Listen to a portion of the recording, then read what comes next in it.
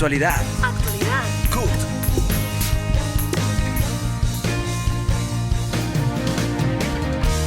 Actualidad. CUT. Actualidad. CUT.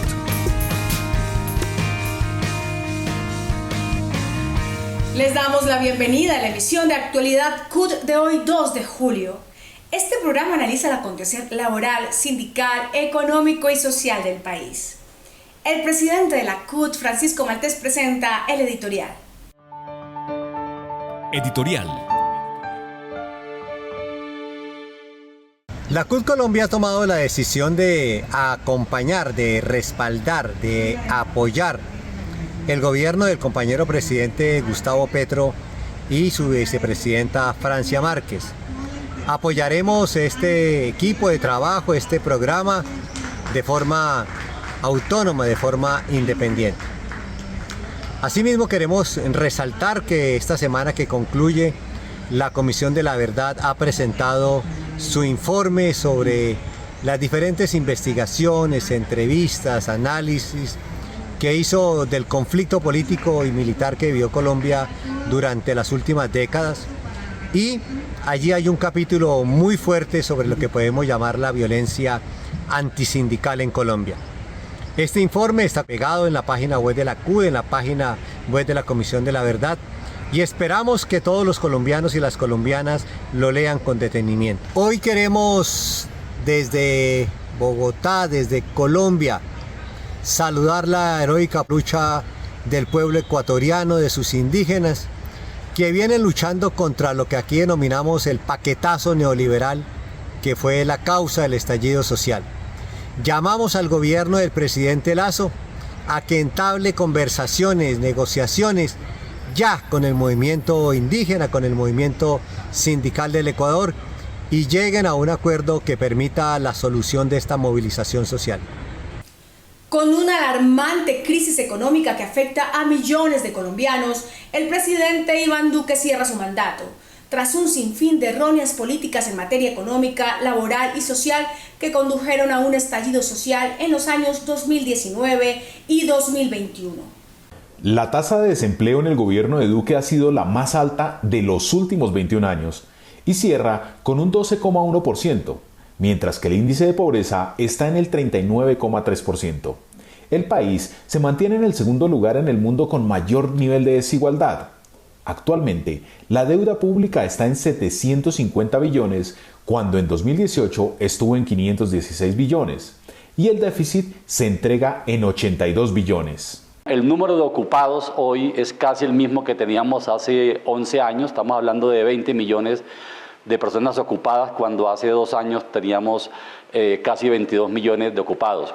En materia de pobres, estamos hablando de que pasamos de 17 millones a casi 20 millones de pobres, y de pobres extremos de 4 millones a más de 6 millones de pobres extremos. Entonces, el país obviamente venía en una tendencia, digamos, de deterioro de los indicadores laborales y sociales, pero la pandemia agravó esos indicadores, pero el gobierno no ha logrado, digamos, retornar a la condición previa a la pandemia, aunque la economía sí se ha recuperado, y eso indica que a los empresarios y al gobierno le está yendo bien. Incluso el recaudo tributario ha crecido por la dinámica económica, pero un crecimiento económico que no impacta el empleo.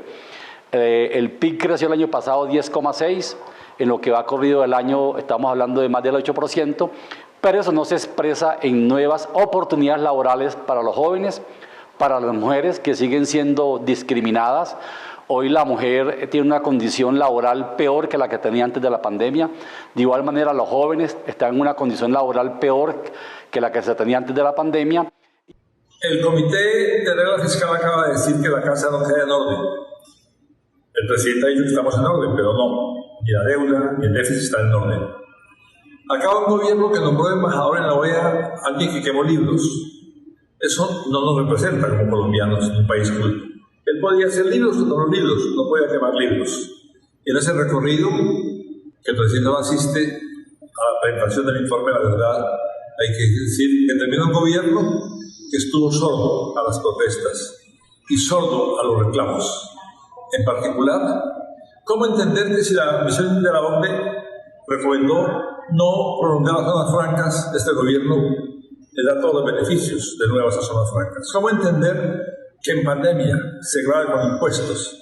¿Cómo entender que el país pretenda estar de cara al mundo si no recoge los llamados de la comunidad internacional para ratificar el Tratado de Escazú, por ejemplo? Por esa razón, la casa no queda en orden y queda una tarea por hacer. Actualidad CUT consultó la opinión del congresista Humberto de la Calle, quien fue jefe negociador del acuerdo de paz firmado entre el gobierno colombiano y la guerrilla de las FARC.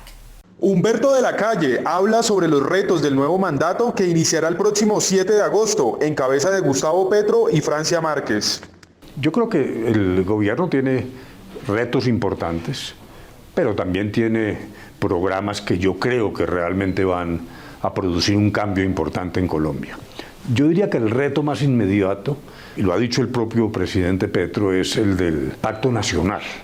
Tenemos que aprender a convivir con la diferencia, bajarle a la ferocidad. Tuvimos una campaña muy violenta en lo verbal, muy fanática, y creo que es parte del presidente y también los opositores, sin duda, quienes tienen que dar los pasos para buscar, dijéramos, un grado de serenidad que no significa consenso ni unanimidad. El disenso es importante en la democracia. Democracia sin disenso no hay, pero tenemos que aprender a transitar la reflexión, el convencimiento y no el insulto. Me parece que ese es el primer reto. En segundo lugar, llevar a la realidad la política social. Se han generado enormes esperanzas, legítimamente propuestas por la sociedad civil. La gente espera respuestas muy rápidas del nuevo gobierno y eso va a generar un reto de eficacia, de capacidad de gobernanza en el Congreso, las discusiones con todos los integrantes de la sociedad. Pasadas las elecciones presidenciales del 19 de junio, que dieron como ganadores a Gustavo Petro y Francia Márquez, el presidente electo planteó un acuerdo y diálogo nacional en el que es necesario hablar con el otro país que no votó por su propuesta para lograr un entendimiento y mayor gobernabilidad. Esta oportunidad de cambio para el país no se daba desde hace 92 años. El objetivo del presidente electo es convocar a los diferentes sectores políticos, económicos y sociales, con el fin de frenar la polarización, ejecutar su plan de gobierno y llevar a cabo sus propuestas. Este diálogo nacional es importante porque hay que desactivar todo ese campo minado que dejó la derecha encabezada por Álvaro Uribe y que ha creado una leyenda negra gigantesca sobre Petro. Él ha hecho una cosa inteligente, está tratando de desminar ese camino para poder avanzar. Está bien, lo que hay que hacer es que no se puede renunciar al programa de avanzada social, al programa alternativo que él planteó en su programa de transición. A eso no se puede renunciar, porque el país requiere transformaciones profundas por la desigualdad hiriente que tiene el país en este momento. Hay que tener mayoría en el Congreso para poder hacer las reformas. Hay que mantener esa mayoría y comenzar las reformas ya, no esperar, porque si no la derecha entrampa las reformas, ¿ok? Entonces, Petro, el pacto debe ser con el pueblo, ¿cierto? El pacto social es con el pueblo que necesita reformas y necesita que el presupuesto público se dirija hacia las masas populares. En actualidad, CUT habla Ligia Inés Alzate, directora del Departamento de Asuntos Jurídicos y Legislativos de la Central. Las elecciones del 19 de junio nos dejan en un contexto histórico especial retos fundamentales para el mundo sindical y para las mujeres y hombres trabajadores del país. Ante todo, es necesario e importante, aparte de que hemos hablado del trabajo decente, del Estatuto del Trabajo, de contar con salario decente y digno para la escasez con que recibimos el país y el poco acceso a una vida digna, entonces se constituye hoy en un reto esencial y fundamental esta etapa.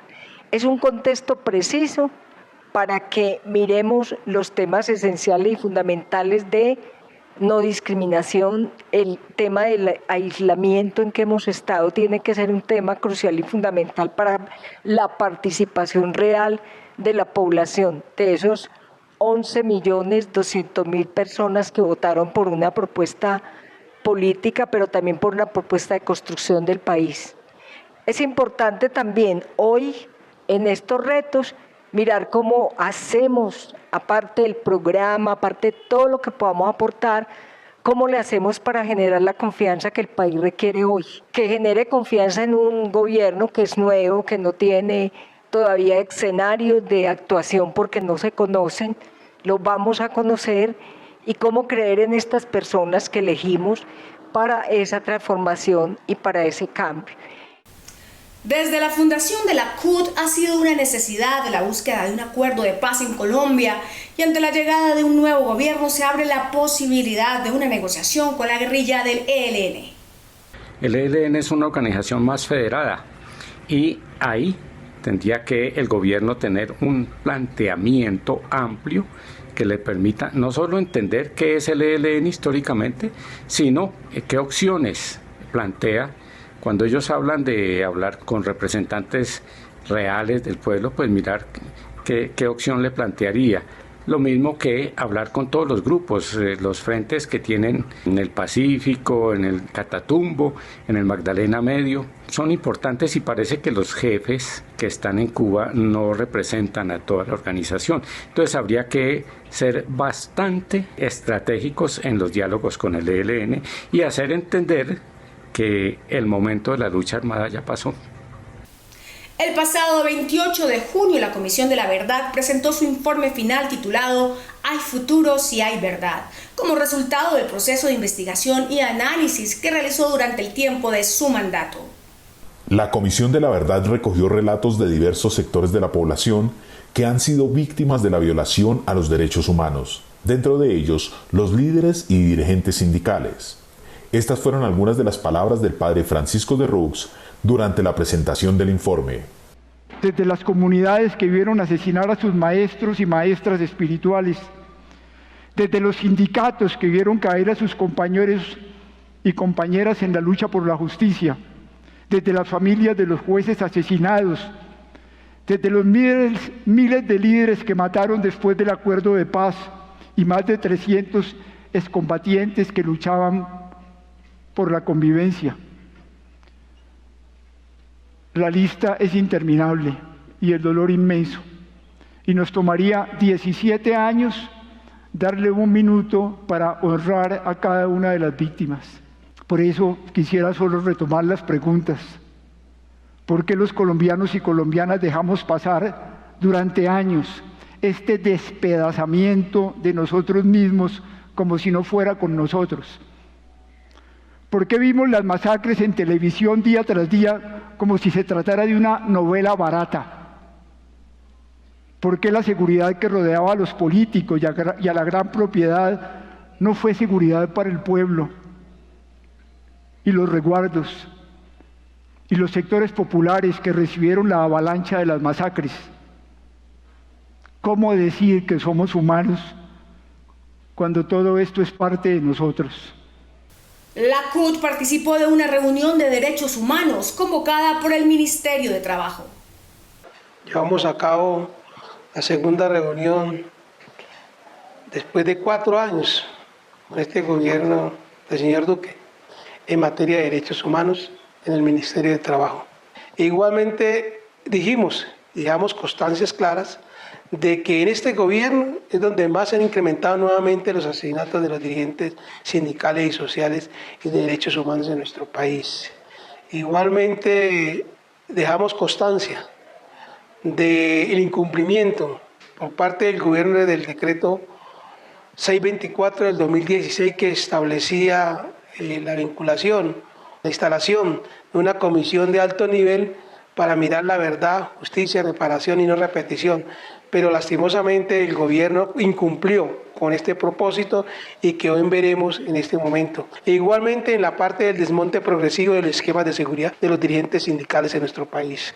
Hay una política y se le dijo y se evidenció una vez más también claramente de que esa política está diseñada a desmontar progresivamente los esquemas de seguridad, no darle protección a los dirigentes sindicales y sociales en este país.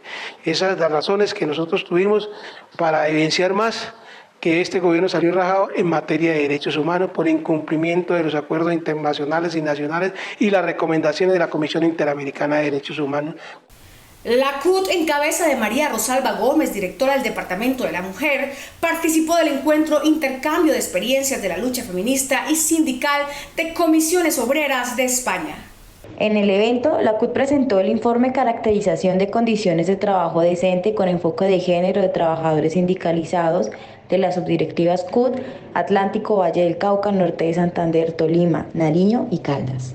Tuvimos la gran oportunidad de compartir con Comisiones Obreras de Barcelona, quien apoyó el proyecto a la CUT de los Objetivos de Desarrollo Sostenible número 8, Trabajo Decente y 5, Equidad de Género.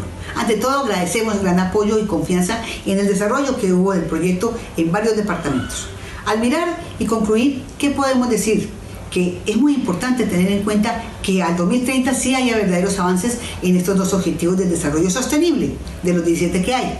Pero la realidad concreta es que hay mayor pobreza, hay mayor desempleo, hay mayor informalidad.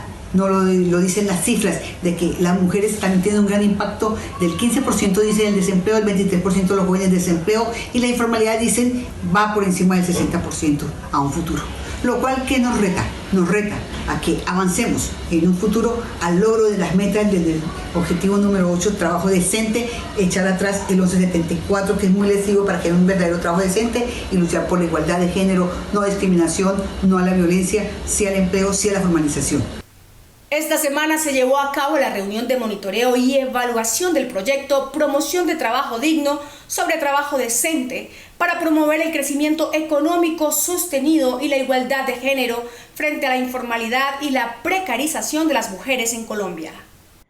En el evento participaron representantes de las subdirectivas Atlántico, Caldas, Norte de Santander, Tolima, Valle del Cauca y Nariño, departamentos donde se desarrolló el proyecto, con el apoyo de la Fundación Paz y Solidaridad, Comisiones Obreras de Cataluña, Agencia Catalana de Cooperación al Desarrollo y la Generalidad de Cataluña. Nos encontramos acá en el evento nacional sobre el proyecto de trabajo decente el cual nos parece excelente, ha tenido una buena acogida en las regiones, los informes han sido productivos y estamos trabajando por el bienestar de los y las trabajadoras, sobre todo en este gobierno alternativo que tenemos y que lo vamos a lograr. Enviamos un mensaje a Comisiones Obreras, digamos, en esta gran dinámica y apoyo que le da la Central Unitaria de Trabajadores a nivel nacional y a nivel de las subdirectivas para que se continúe con este gran avance.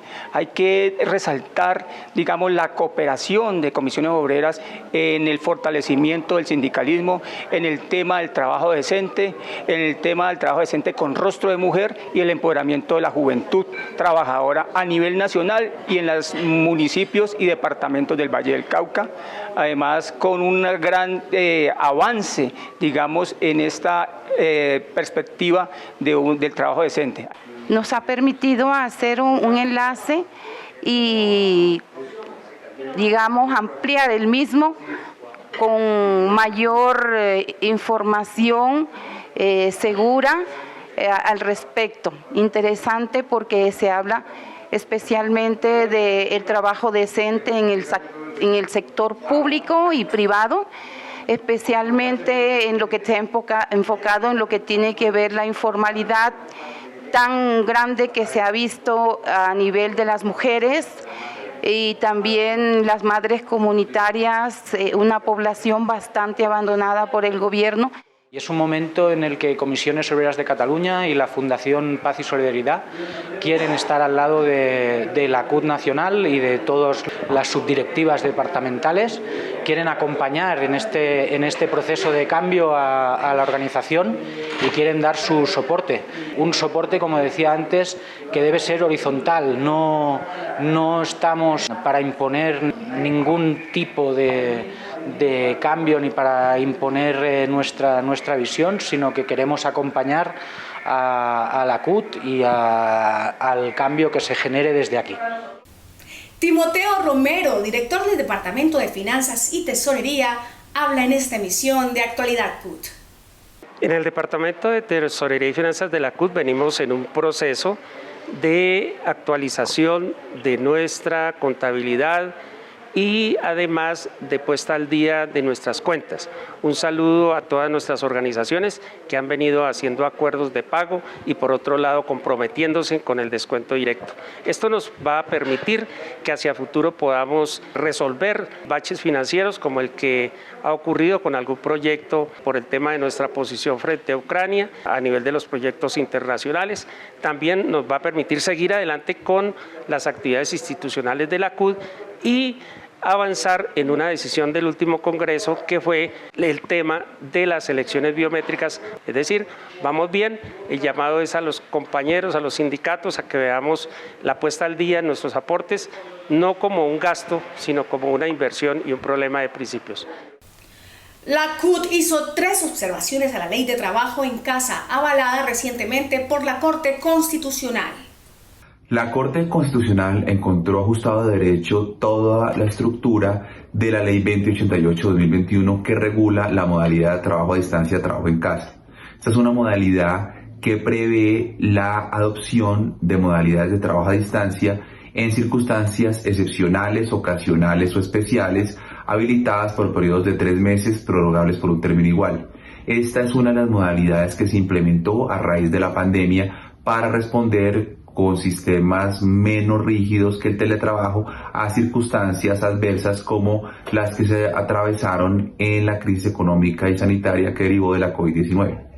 La ley de trabajo en casa surgió de manera muy improvisada, con vacíos que, si bien más adelante empezaron a llenarse de contenido, no al nivel que esperábamos en virtud de lo que establece nuestro Código Sustantivo y también el principio de progresividad en materia de derechos laborales, teniendo como base la ley de teletrabajo que ya existía. Nos preocupa 2 cosas principalmente. La primera es el objeto de la ley, donde refiere a una modalidad de trabajo en situaciones ocasionales, excepcionales o especiales.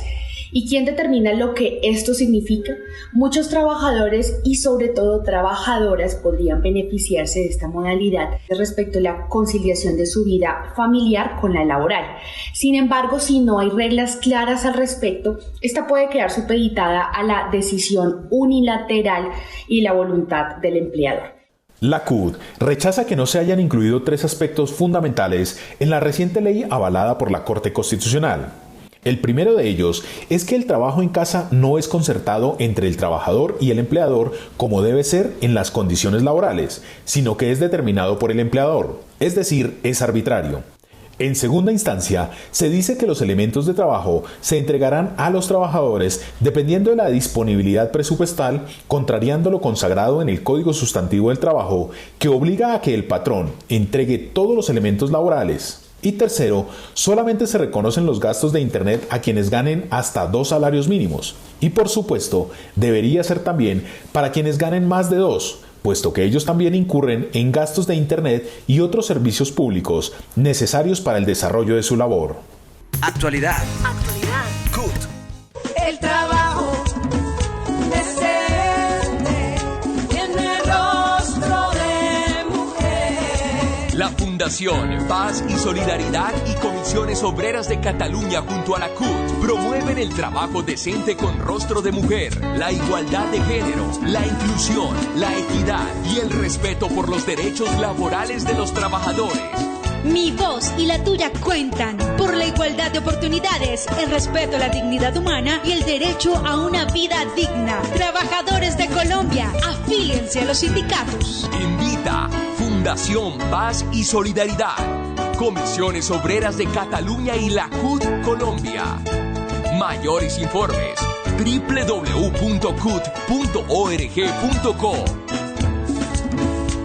Trabajo decente con rostro de mujer.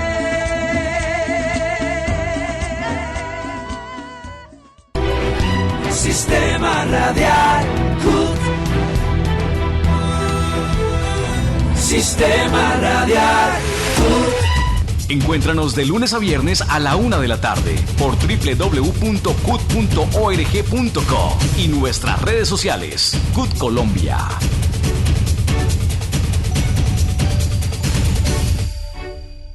Hemos llegado al final de esta emisión. Les agradecemos por acompañarnos y los invitamos a seguirnos en nuestras redes sociales, donde nos encuentran como CUT Colombia. No olviden escucharnos en el sistema radial CUT por www.cut.org.co. Los esperamos el próximo sábado en Actualidad CUT, el programa de los trabajadores colombianos.